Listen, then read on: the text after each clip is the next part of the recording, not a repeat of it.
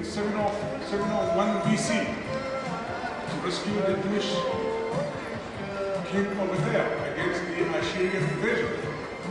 At that time, Nubians were not there to look for oil or gold. U.S. Representative Michael Capuano from Boston, who is here to speak, and then we will have U.S. Representative Trent France speak. So, Mr. Capuano, will you come with us? Thank you.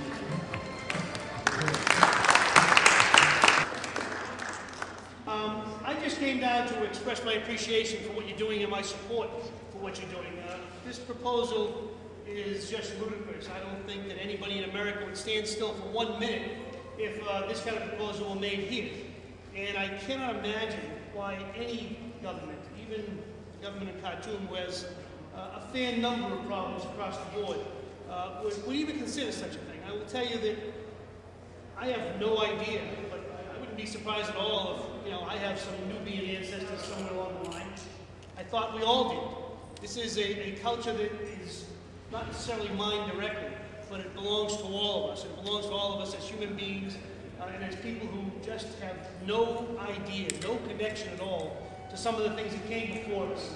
And to destroy, to even think about destroying these kinds of things is just unimaginable. And again, I just want to come down to say thank you for trying to put it in the forefront, and thank you for your commitment to humanity and to the arts.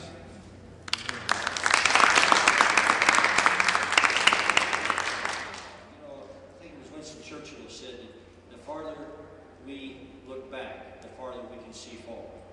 And so much of who we are today is partly built upon the great efforts of the past. And I think that that's much in the context of what we're talking about today.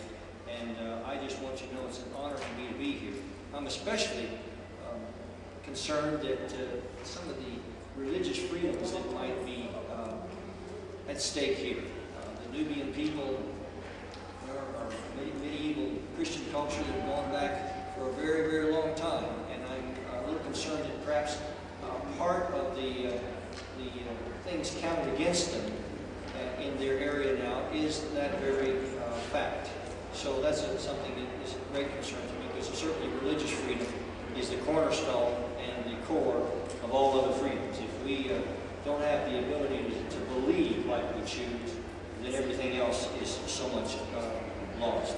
As the co-chair of the Task Force on International Freedom, religious freedom, is one of my top priorities to ensure a lasting peace in Sudan that will protect the dignity of all Sudanese people, including those, of course, in the south, in Darfur, and Nubia.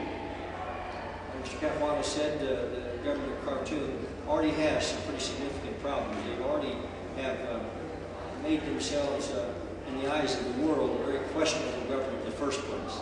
So this would be a good opportunity for them to show us that they have a decent respect for their fellow human beings. One of Africa's greatest and oldest kingdoms was led by the Nubians in Sudan. Yet instead of honoring this ancient African civilization, the government of Sudan seems set on wiping the Nubian history from the memory of humanity. I'm here today to urge the Sudanese government to enable further discovery and protection of the African civilizations of ancient Kush and medieval Christian Nubia by halting the dam construction and ensuring that the Nubians are part of any development that would impact these World Heritage Sites. If as many fear these dam projects destroy the history and culture of the Nubians, the world and the Nubians will have suffered a great loss. These ancient sites include the city of Kerma, the first Nubian capital, which was founded nearly 8,000 years ago. And many pyramids, and of course the ancient hieroglyphics. Some Nubian sites have been preserved by UNESCO under the World Heritage List, but the many that you see in the photos today have not yet been protected. Sudan has a rich history and much natural beauty, as you can see in these pictures, and it serves as a symbol of pride and hope for many in Sudan and throughout Africa. Now, let me just say to you, I know that many of you are here, you have deep commitment to the Nubian people, first and foremost, and you want to see all the work of their heritage and their ancestors have some place, not only in history, but for the future generations to consider. And for what it might be worth to you, I want to honor you with all my heart in that regard, because we're each of us on this planet such a brief time. It just seems like life gets away so quickly. And yet when we have the heritage of 8,000 years, it is worth our effort to protect that and to do what we can to make sure that future generations have some opportunity to see what their forebears have gone through and done. So you have my congratulations for being here, and also my appreciation for being here. And we want to do everything that we can to work together to save the Nubian culture, the Nubian people, not only on their behalf, but for the sake of our children. Thank you very much.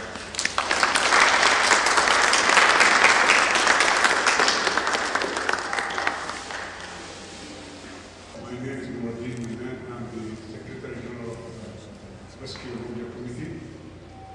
It was formed mainly to protect Nubia from flooding and the National Islamic Front government in Sudan, with the help of the Egyptian government, are building a series of dams south of the high dam to wipe, or actually to relocate the total Nubian population in an urbanized area, just as they did in the mid-60s. Some 50,000 Nubians were relocated in eastern Sudan, and they are threatened. Actually, they are living in asbestos ceiling houses, and it's proven that asbestos is a very dangerous and it causes cancer. They have been living there for 43 years. The Fourth Freedom Agreement, which was signed between Sudan and Egypt back in 2004, gives the right to relocation of over 6 million Egyptian farmers in the Nubian land.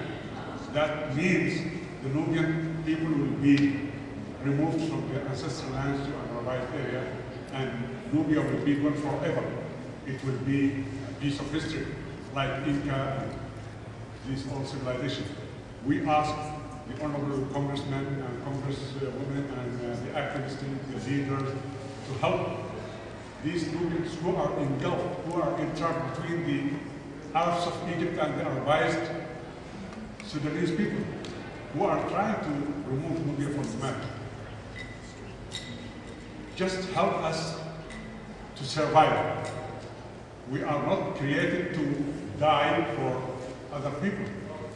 We paid a lot for a dear price back in 1964, and we don't want to pay another price again for the prosperity of Egypt.